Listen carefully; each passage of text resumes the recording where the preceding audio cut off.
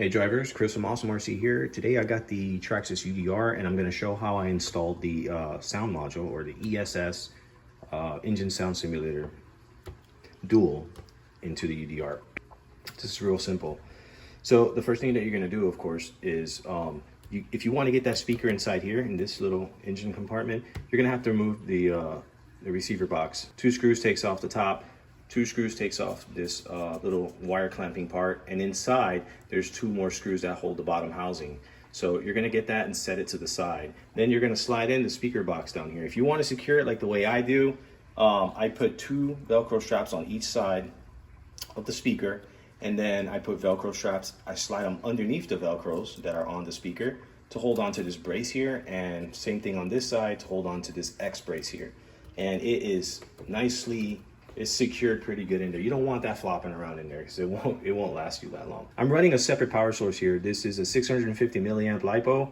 It's a Tatu battery. You can get them on Amazon. They're like under 10 bucks. So yeah, I don't like to piggyback on my batteries because that's like a parasitic drain.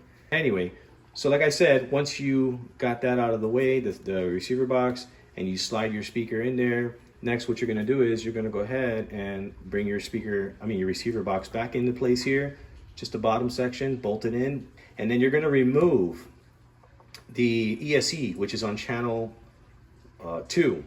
You're going to remove the ESC wire from channel 2, set the ESC wire somewhere on the side here, and then replace that with the wire harness that either came with your unit, or in my suggestion, get an extended one. For UDR owners, it'll be easier. So you plug that into channel 2 and then basically replace everything back into place. Be careful not to pinch your wires down here. It's just these little caps down there that smash the wire. These guys right here, they have little teeth that separate each wire. So be very careful, because I made that mistake and I pinched a wire. So make sure that you press the wires firmly into their slots and then carefully put this on top of them.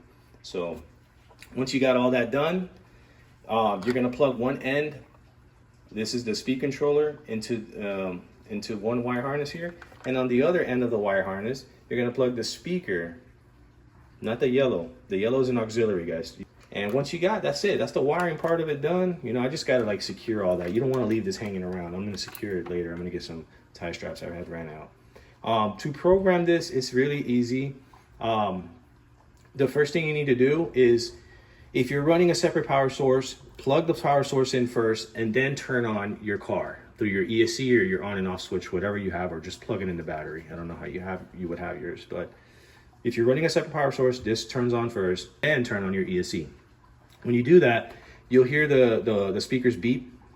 It's just letting you know that it's all powered on. Of course, before you do any of that, you want to turn your radio on first. That's like a rule of thumb. So of course, once you turn your radio on, you go ahead and you put your battery, you plug your power source on, and then you turn on your ESC, and then you're going to hear a beep. If you're running a if you're piggybacking the batteries with the cables that come in, that come with the dual,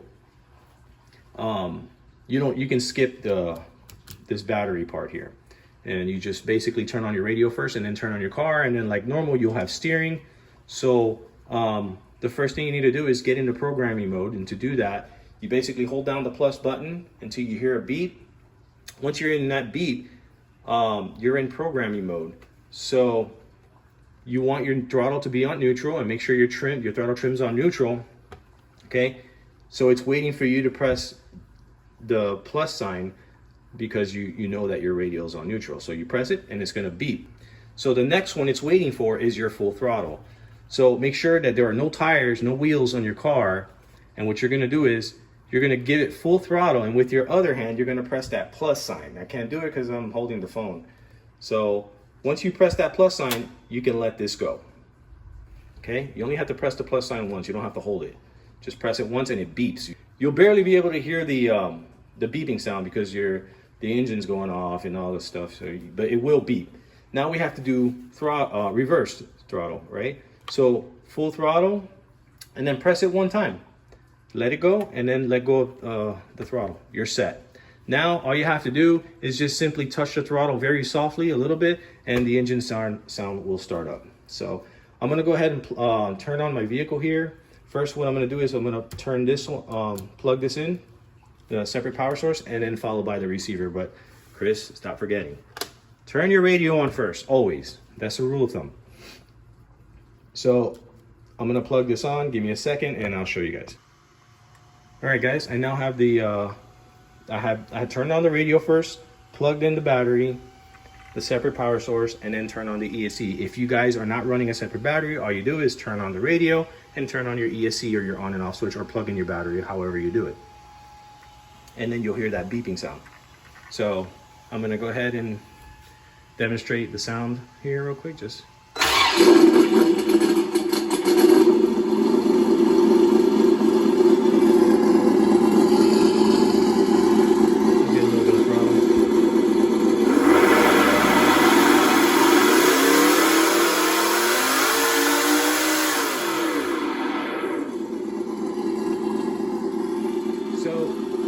the module can store up to 2 sounds, 2 engine sounds for now. And to change that, you hold down the negative, the minus for a second.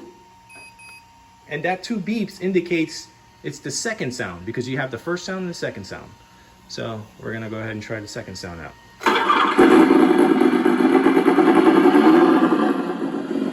I love the second sound, like the way it starts.